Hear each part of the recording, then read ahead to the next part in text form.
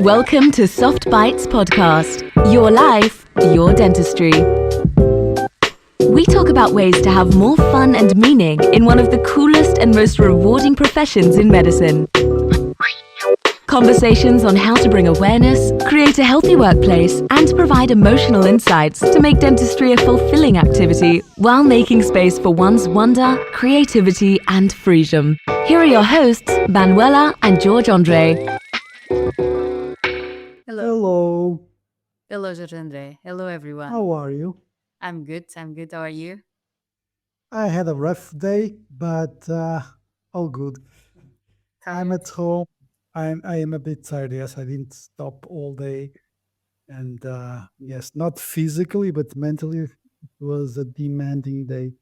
Lots of stuff to take care of. Lots of notes that I had to take care of some stuff for the next day. So yeah, but all good, Okay. all good. And you, how are you? I'm good. I'm good. I'm good. I also had a busy work day, but I'm not as tired as you are. Yes. And the subject for today has to do with, also with tiredness, right?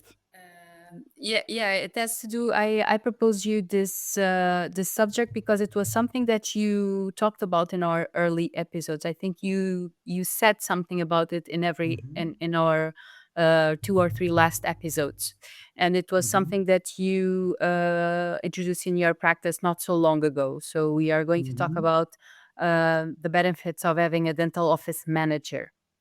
Hmm. And since you talked about it on the last episodes, I propose you for us to talk about this and to talk about this because some practice have a dental office manager, some practice don't have a dental office manager. Hmm. You yourself introduced, I think, not so long ago, a dental office manager Yeah. at your practice.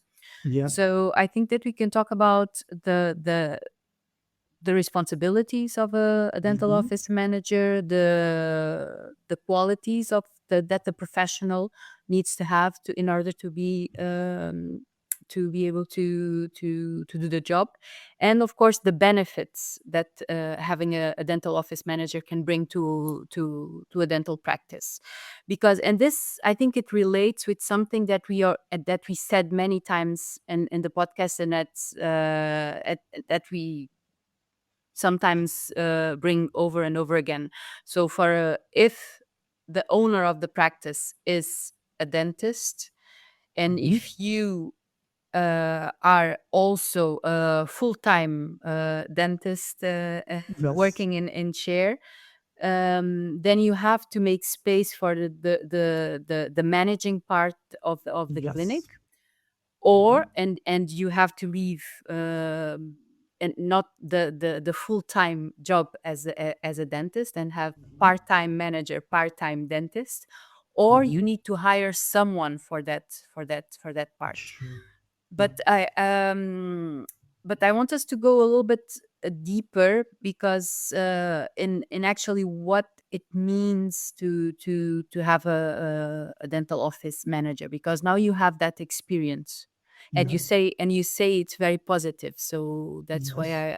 I want maybe starting by that, because it's not so long ago that you have a dental office manager. Hmm.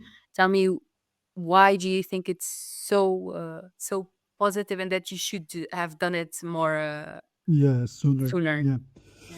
Well, I think the first, what I feel the most, that it protects my energy and it protects my image, because I have my practice about 20 years, and some of the nurses, they've been with me for that long.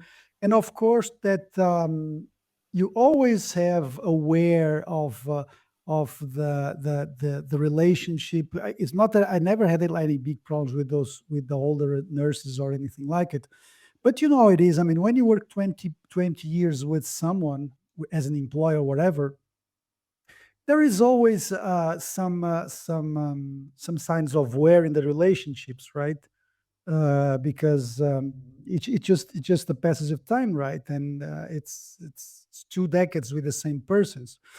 So and that is also the reason why most businesses were what I call the first layer managers. So let's think about, for example, there's a shop, or there's like, for example, shops in a shopping mall, right?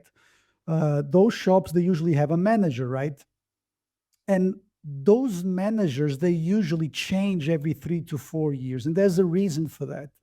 The reason is that relationships, especially leadership relations, they tend to wear the people that are being managed, right? So this is why there should be a change every 3 to 4 years. I mean, this is common practice in corporate positions, what I call the first layer manager. So the people that manage, the people that are doing the public, that are answering to the public, that are selling clothes or whatever, in supermarkets, in whatever. There's always managers. And again, those managers, they need to change. Why? Because relationships wear down. So, and I think I've been doing a pretty good job in terms of resilience to that, because I've always been working with systems. People understand we could separate personal relationships from working relationships. But still, I felt that there was just too much on my plate, because there's a lot of other things that I do. And could I continue without a manager? Well, I could, because basically what I had is that I had a part-time nurse, and it still is a part-time nurse that does the managing, but now in a more serious position. So I was able to handle stuff. And if you have very organized systems, if you do regular meetings, you are able to organize stuff. And if you also distribute responsibilities to your doctors, if you have an organized team, you can go on without a manager. But I feel I just had too much on my plate. And what I feel is that two things. First of all, it protects my energy. And the second thing is also related to that, is that whenever I have I have to mention to an employee something that needs to be improved, or they are just not following the rules, whenever I have to do some what I call calling the employee to the attention of some specific stuff, whenever I have to do that, it's no matter how careful I am, there's always uh, um, it always draws energy out of you, right? And it those are the things that where the relationships, no matter how professional and no matter how organized you are. And by having a manager, what I do now is if, for example, I used to take notes of stuff. For example, even today I took notes of. We have to improve this sort of behavior in the reception, right? And I took notes for myself. What I used to do is that in the next meeting, I was looking at my notes on the specific folder, and I would talk to the nurse, or look, we had this issue with some patient, and we have to solve this, right? But it was always me that had to do the dirty job, right? It's not dirty, but it's never pleasant, right? And now what happens is that since I have the manager, I have my notes, and I put them directly on the notes of the meeting that this manager will do with the nurses. This means that there is like this buffer, there is like this intermediate person that can filter my message. And because she's closer to the nurses, I think that the message will be more productive, less stressful, more positive, and overall it will be more positive for the nurses, because it will not be me. Basically, there is like this curator of the message, and she will take care, she will make sure that the message comes across, but maybe in a more productive, in a more healthy way than if I was the one that was giving the message. And again, why? Because, like we've talked so many times here in the podcast, if you have to see patients, and if you have to take a lot of other responsibilities, when you are in a meeting and something needs to be improved, or you have some criticism to do to some process that is not being done, you don't always have the mental space to make sure that you are conscious enough in the way that you are talking, for example, because sometimes you just want to get the meeting, you just want to get it over with, and you may eventually come across not a little bit more aggressive or not as positive. Whilst if you have a manager, I think those issues can be reduced, and I think this is very positive for me and for the team. At least this is my experience. So this is what I believe to be the two main advantages. If you have a small practice like is growing, like my practice is, where you have I don't know, 6 or 7 nurses, and all of a sudden you just want to step away a little bit and have someone that steps in and and does a little bit of your role. And I think that all the practices, once they start to get bigger, they all go through this process. Hmm. Hmm. And and besides the doing the staff management, so all Mhm. the coordination, Yeah. so managing the staff and making sure that Mhm. the systems and protocols are being Yeah. followed. Mhm. What more What else? responsibilities Yeah. do you think? I mean, it can have on your Yeah. practice or not, but should be Yeah. of the That's department of a dental manager. That's a great question, and I believe that it's highly dependent on each practice. So I think that you should look at your own practice and see what makes sense. What are the things that you want to delegate to this other person? For example, for me, I think the most obvious stuff is paperwork, admin work, right? So if you have a manager, I mean, of course, Administrative tasks. yeah, So. yeah. Maybe if you have a very big practice, like with, I don't know, maybe 20 shares or 15 shares or 10 shares, this is a whole different level, right? And I'm sure there's someone for administrative tech, there's someone for manager, there's someone for treatment plan coordinators. But in a small practice that is growing, you need to have flexibility. And sometimes some of these managers will eventually share their time. Maybe they can do like one day still nursing, one day admin work, administrative work, and the rest of the day manager. So, what I mean by this is that this does not have to be a full time task, right? Because actually, in the beginning, if you want to hire a manager that only does management, it's a financial burden, right? It is something that you need to think about financially, because it is an additional person in the practice that's only doing management, and they are not directly helping, or in the cleaning room, or in the or helping the doctors, or in the reception.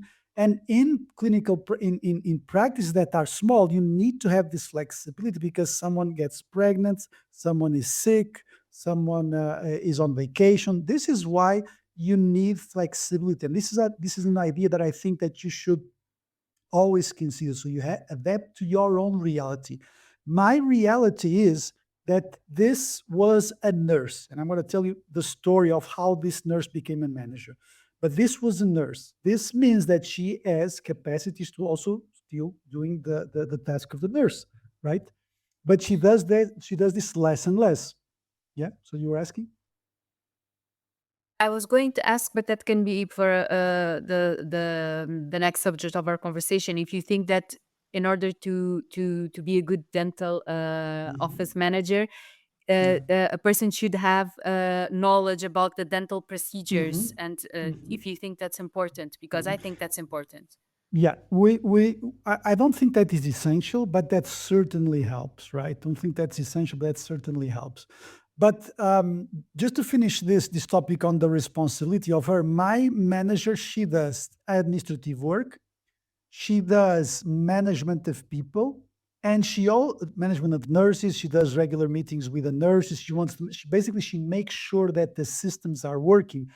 And one thing that she always does in the meetings now is she goes back to the protocol, to the written system. So maybe half of the meeting that she has with the nurses is okay. So today we are going to focus on a specific task of the protocol of the systems, and we are going to revise it to see if they need some upgrade. For example, we may have some protocol for answering the phone, but so let's read what we have here and see if we are still doing that or if we are improving something. And this is a very critical part, because this also brings to the team the systems mindset, the protocols, the written protocols mindset. So they understand that this is actually something that they can be a part of, that they can contribute to, and not something that is written and nobody cares about. So this is really important. So management, taking care about situations, or maybe you just bought a new product, or maybe there's some new protocol, but also revising the old ones and upgrading them. So my manager, she does admin work, she does administrative work, she does management of people, and she also revises the systems, and she still works as a nurse maybe 1, sometimes 2 days per week. So there needs to be this flexibility. So in my practice, because it's not a big practice, I choose to have this flexibility. Yeah. And because you have a very, systems and protocols in place, maybe you Mhm. don't need it. But do you think if on a practice that does not have those protocols in place, do you think that this person can also handle finances, or also, I don't know, managing inventory and the supplies, things like that? Because I think Well, because yeah. in your practice, due to the fact that you have indeed all of this running already with good protocols in Mhm. place, Mhm. maybe this person doesn't need to do that, because that is Sure. already taken care of. But in a Sure. practice that does not have those protocols, this Mhm. person can also have this Sure. functions Sure. of handle Sure. finances and Yeah, that sure. inventory and Yeah. ordering Yeah. supplies. Yeah, I think that it again, it depends on the needs of each practice, but for sure they can do financial, administrative work, handling inventories, making sure that orders are made, keeping the stock, organizing the stock, for sure. But Coordinating with the several dental professionals in you mean you mean treatment coordinator. That could also be. But the thing with treatment coordinator is that this is a role that I think it should be additional to the manager. I think the manager is more critical than the treatment coordinator. I Mhm. love treatment So coordinators. Yeah. basically what you are saying is that this person does not have a relation, for example, with patients, a direct relations with Yes. patients, right? Yes. Mhm, Yes. mhm. Yes. It doesn't, like, again, it doesn't mean that she cannot handle reception once in a while, because if you are small, you need flexibility. When you are growing, you need this flexibility. But ideally, I don't think that this person should be handling patients. Okay. I don't think so, because the thing is that and Americans, they do this very well. They if you think about the way that Americans work in dental practice, they are always trying to protect their mental health. This is very interesting. For example, there's a lot of dental hygienists not to overwhelm, or not to place too much work on the dentist. There's treatment plan coordinators not to mix money with the doctor, not to avoid that the doctor talks about money. And then there is managers, again, to relieve the burden of the dentist. I mean, this is a very typical in any dental practice in the US, even in sometimes in the UK. Even small practices, they have managers, they have plan coordinators, and so this is something, and some of you may work in countries where, or in practice where this exists. But I think that managers, they can eventually contact with patients. I think that treatment coordinators should contact with patients. Treatment coordinators, they need to be very good in terms of patient communication, in terms of social skills, communication skills, while managers, they need to be good in managing people, which is a different story, managing a whole team. Because the treatment coordinator basically sees the patient for a given period of time and then it goes away. The manager has to handle the same group of people, sometimes 4 years, and those are completely different skills. So leading is, as you know, very, very difficult because I mean, if your relationship with the person is going to be temporary, as it is the relation of plan or treatment coordinator with the client, everything is easy, right? The thing is that when they almost become family, right? And this is where the skills of managing people really enters. And I believe that people that are good managers, and again, we can talk about having a transition from the nurse to a manager, but if you want to just hire one that is completely fresh, I think that good managers are, for example, people that have worked in restaurants, people that have worked in supermarkets, people that are used to having that have been managers in those places. Because if you work in a restaurant or in a bar or in a nightclub, you know how to handle um, all the issues, like employees come late, employees get sick, and you have to improvise and you have to reorganize the schedule, and you are used to this, right? So managers that have been on the role before, where the people that they manage were directly in contact with clients, those are the best managers in my opinion. Now, yeah, sorry.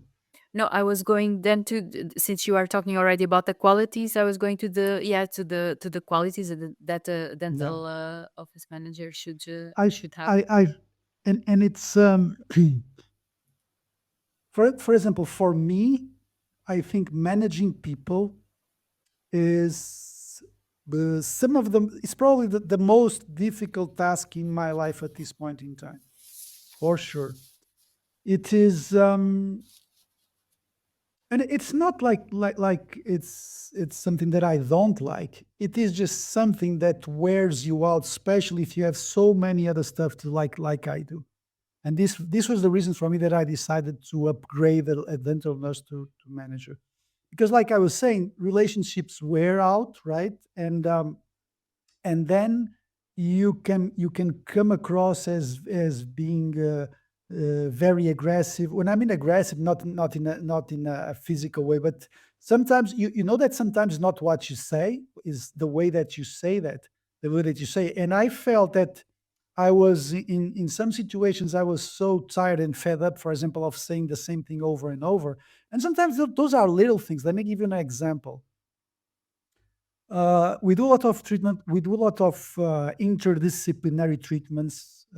There was this guy that was the treatment plan was 17,000 euros, right? And we were talking between each other back and forth through emails because we want to be very productive on the email stuff because we want to make sure that we communicate in a very effective way and not having to call someone. But we were communicating all the doctors, and there is one of the doctors that I have that just can't figure out how to answer everybody on the email and only answers one person on the email. And this has been gone like for, I don't know, maybe 2 years. It's not that that this person fails every time, but it's like every month they fail with this. So, and this becomes very annoying, for example, for a guy like me that look, this is childish. Look, I've been asking you over and over. When you have a discussion between four doctors and everybody's going back and forth, when you answer, you have to reply to all. It's not only reply to all. Those are very basic stuff, right? But it was like maybe the fifth time over the last year, and I was really pissed off. And I was like, look, in the meeting, I was like, look, we have two options. Either you do what you're supposed to do, and there was some other stuff involved. Either you do what you're supposed to, or I will drop the percentage of all the doctors here and hire a treatment plan coordinator because you just can't handle this.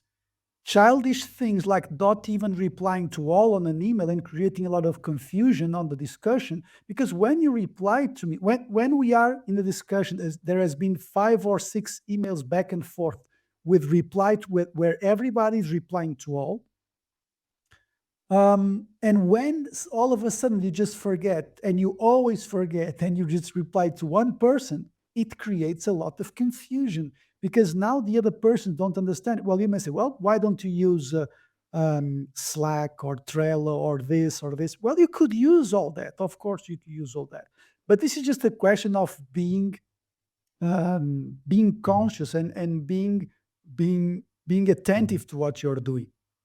So it's a very childish mistake for me. It's a very and and I think that it comes to a point after 20 years, and sometimes having to call the attention to the person over and over for the last 2 years, you just get fed up. And the way that you come across is extremely aggressive. I was letting him, look, do you want me to? And I became very ironic and very cynic, because I can really, really be aggressive in that sense. And I was telling, look, what do you want me to do? Do you want me to pay you 1 month of a retreat, maybe to the south of Portugal, just with one goal, which is to teach you how to reply to all on an email? This is the kind of person that I become. And this is very, so this cynism, this irony, and this aggressiveness is something that it's very easy to come out when you are managing people, and on top of that you also have to treat patients, and we all do that. And the reason why we do that is that sometimes in order for you to be able to live, sometimes you have to risk being offensive sometimes. And when you are, even if you're not disrespectful, when you're ironic or when you're cynic, and this is very easy, especially if you have seen 10 patients during that day. And then in the end, you're going to have the meeting with the staff, because this is like a recurrent mistake. But this is the issue here is me, right? Because people, you will always have people doing the mistakes. And sometimes you may feel that these are childish mistakes, these are stupid mistakes, this is over and over and over. And sometimes you have already fined them with money, right? So basically there are fines, and I take money out of the pockets of the dentists and the nurses sometimes to give to charity. So every time that there is a mistake, and we've talked about that. But let's imagine someone is doing a mistake and you just find them 3 or 4 times, and this just keeps happening. And this person, they don't do this because it's not that there's nothing bad, there's no bad intentions here. It's just distraction. But this distraction creates a huge problem in terms of communication, especially if you have a lot of interdisciplinary treatments going on, right? So, what is the mistake here? The mistake here is my reactivity, right? And my reactivity, it's almost impossible to control if you have a lot of stuff going on, right? If you have courses, if you have patients, if you have articles and stuff like that. So this is why a manager would handle this in a much wiser way. Why? Because their head is just fresher than mine, and they are just much more focused, and they will not come across as cynic or as aggressive. And I think that anyone that has a practice or that manages a practice and also works in the practice can relate to this example that I just said, because all of a sudden you may you may risk making the mistake of believing that everybody's stupid around you. No, and if you think that everybody's stupid and they all do mistakes, maybe you are the problem, right? Maybe you are the issue, right? Maybe there's something wrong. Maybe you're tired. Maybe you're reactive, because everybody, they will always do mistakes. They will always do mistakes. But because you are alone managing, you expect that everybody is perfect, and that's never going to happen. While if you have a manager that is there specific for this task, they will handle the situations in a much wiser way, in a much calmer way. So Mhm. so yes, for me, it's really important at this point in time to have a manager. Mhm. So, someone that has it might have or not have the knowledge of dentistry. Yes. Hmm. Someone with good communication skills. Sure. I would say Uh, management skills slash communication skills, mhm. Okay. because I think that communication with patients it's one thing, right? Mhm, mhm, mhm. Communications for the team, it's a different story. But okay, communication. but to ensure that everyone is on the same page, and to Hmm. be able to assure that things run smoothly in the practice. Yeah. Um, Someone that can, do you think that because dentistry is stressful, and we know how dental clinics can be, someone that can handle Mhm. pressure also? For sure, for sure. Someone Hmm. that can. I mean, anyone that works in human resources has the skills for this, right? Just to be able to just to make sure that people get along, right? And one of the things that we were talking about, which is if it makes sense to have a transition, to have a nurse that transitions to a manager. I'm gonna tell you my experience. So a few years ago, when my practice started to get bigger, uh, I I initiated this process. I said, look, we are gonna we need some days specific for administrative work and for management. And we are going to start this one day. And I went to the older nurses and asked, well, what would you like to do? What do you think about administrative role or a management role? And there will be benefits. Because you'll be managing your colleagues, and it doesn't make sense that you earn the same as them. So your salary will increase, number one. And you also have the possibility of working eventually one day per week from home to take care of paperwork and stuff like that. And you will not be working as a nurse, or you'll be here maybe one day not working as a nurse. And this needs to be flexible. So it depends on our availability, because at least I, with 4 dental shares, I didn't have the financial resources to all of a sudden just increase the number of employees just for managing. So did this transition smoothly. This started, I would say, maybe 5 years ago. And I went to the older nurse and said, look, there's this possibility. And one of them was in the reception. No, I love to be in the reception. I want to be here. Okay. The other one said, no, I like to be with patients, so I'm going to be here. The other said, oh no, eventually I'm thinking about maybe becoming an oral hygienist or something, so I'm going to keep here. I said, look, okay, that's fine. But look, if you say that you prefer not to be a manager, some of the newer nurses that will eventually come, they will become managers. So are you okay with having someone here that has less experience than you managing you? This is very important. So, and I said no. And on top of this conversation, I sent them an email to everybody. Look, I talked to this, and this person, and they prefer not to be managers. This means that some of the newer nurses, they will become managers. Okay.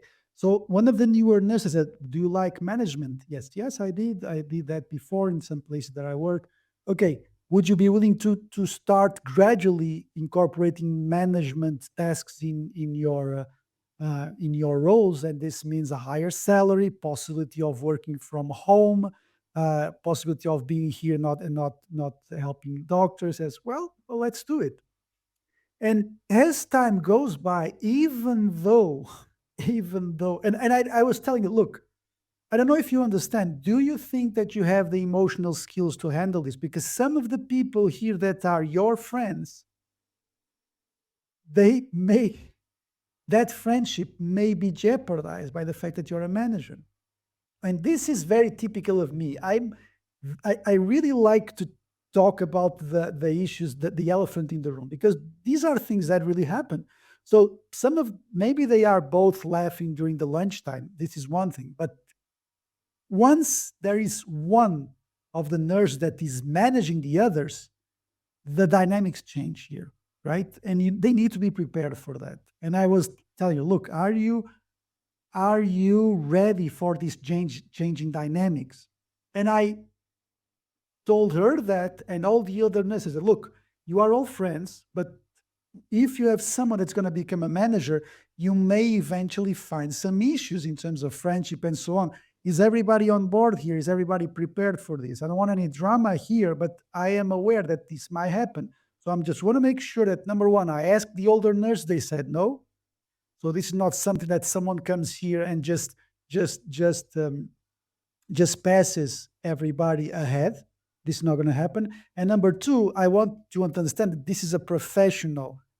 This is a professional thing, and your friendships may eventually be jeopardized because there was someone else that's going to be taking care of the management. But even so, you still have some issues, of course. Even so, you still have some issues. But in the meetings, when I realized there was some issues, for example, the role of this manager has progressed up to a point where my manager now stays 2 days per week at home, and only one of the days, or only one of the afternoons, she works as a dental nurse. So this is the thing that worked for me. Is this the only solution? By no means. Having someone that has not been a nurse and get into a practice and only do management, can that work? For sure it can work. But I think that having someone that does the dynamics, I think there is also advantages. So it depends on the situation. It depends on your financial situation. It depends on the dynamics of the team. It depends on so many things. For example, I have 7 nurses. Actually, I have 6 nurses plus one tech guy plus one social media girl. And 6 nurses, there's always one on vacation. There's always one that has to go with the kid or with the family to the doctor. There's always one that is sick. I mean, there's this. These are things that are part of the game, right? So, in a country like Portugal, if you have a small practice with 4 dental chairs, you cannot just afford a dental manager, right? Because what happens is that if you use a dental manager, all of a sudden, if there is someone that is not that is sick, the nurses will say, "Well, we are so overloaded with work because someone is on vacation, and there is this girl that came here, or this guy that is here is a manager, and this money would have been much more helpful if we would hire an additional nurse." So you see how the dynamics are difficult in dental practices, because there's a lot of human resources that you need, and finances, they are not infinite, right? They are limited. No matter how good you do, they are limited, right? You have to think about you have to think about financial sustainability, right? So again, yes, I think that nurses can become very good managers, but you need to make sure that this transition comes is smoothly, because there's always going to be changes in dynamics. There's always going to be some emotional issues. But I think this is a good solution if you take proper precautions in terms of communication with the whole team. Also, if you have some other option, which is someone comes as a manager, just make sure that that this does not also create problems. That make sure that the new person that is coming, understands the dynamics of the team. So both situations can work. Okay, perfect. Um, my This, last. sorry, did this make sense? What I said so far? Yes, yes, of course. Yeah, yeah, it makes total sense. And I just I just wrote something while you were talking here. That is my last Mhm, question, if you want to. mhm, Is if you agree that, because it was kind of a conclusion that I mhm, had, is that it's one of the benefits of having a dental office manager is less mhm. stress for the team, Sure. Yeah, right? less stress for the team. I think so. Yes, less stress for the owner, less stress for the team. Yes. Mm-hmm. Okay. Excluding the fact that if this person was a previous nurse, in the initial transition there may be some jealousy. No matter how well intended you are, no matter all the precautions that you take, this is going to create some issues, some jealousy, for example. Yeah. Okay. human Okay. human nature is Human nature. Yeah. is difficult, and we've talked about this before, and because we lecture so much on this on the courses, and sometimes I think to myself, well, what am I doing wrong? If I'm becoming a little bit fed up of management, what am I doing wrong? And the conclusion that I arrive is very simple: there's just too much on my plate. uh, So and that was the big conclusion. Like you always said, if you are not rested, if you cannot be aware of Mhm, your own mhm, emotions and emotion on the other. So you need to be rested. You need to make sure mhm. that you have energy to do this stuff. Yeah. But that's usually what I see when dentists complain about, yeah, about managing people. And I hear this a lot from dental practice owners that if the job was just the working in chair, they would be happy, but the Hmm. managing people is the problem. And the conclusion when I start making some question is just exactly what you said. They have too much on their plate. They have to do it all. And Hmm. and it starts by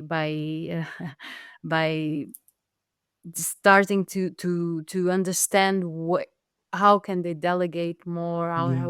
what can be done Hmm. by others, because just like you said, I mean, each dental clinic has its own specific Hmm. situation, and there's some things that a dental office manager can do in a dental practice, and on another makes no sense.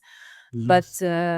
But I think that it's important if you are a dental practice owner, and if you are the manager at the same time of that practice, you have to just, and if you feel that you have a lot on your plate, and if your biggest problem is to manage people, maybe yeah, you have a lot going on, and the But solution can start. have, have, Mhm. having said that having the nurse transition to a manager is good, I think there's also a good thing of having someone completely external coming in and trying to organize, because sometimes you may feel that you have lost control of the team, right?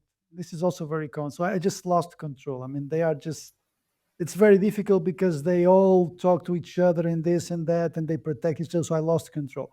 These are situations where having an external manager is very good. Mhm. And when I look back, I was always afraid of the financial burden. When I look back, I probably should have done like a full time, or maybe having this transition faster, not so gradual up to this point. I'll probably have this transition faster, of having a nurse becoming a manager, and because the if you have more headspace, the financial return is going to be bigger as well, and you're going to feel better. You're going to be more productive, and it will eventually pay off the manager costs. Mhm. Okay. That was a I don't good know if one. you want to That was a that was that this was a good summary of what I believe that goes typically through a dental practice that is growing. These are very very typical and very common issues that small dental practices, when they start to grow, they face. And I think it is there was an example that we just said, which is when you grow and when you hire a manager, and even still, if for example, for a nurse is sick, or someone is on vacation, the other nurses will be overwhelmed by work, and it's tempting to say, oh, you see, we didn't need a manager. What we actually needed was an additional nurse. But if you think that way, you are always on the loophole, right? So you Mhm, need to step mhm, up and hire someone that can do management, or just having a nurse that is just there just to do management. mhm, mhm. And just ending by saying that about our conscious leadership course. I Yes. mean, if you want to know more, and if you're having problems on managing and the staff, that's what our course is about. So just go to softbites.online. The next edition is in October, and you have all the information there. All right. And Thank you, thank you. Manuel, once Thank again. you. Thank you, See you Andre. next And thank week. you, everyone, for listening to us. See you next week. Okay. Take care. Bye Bye. bye.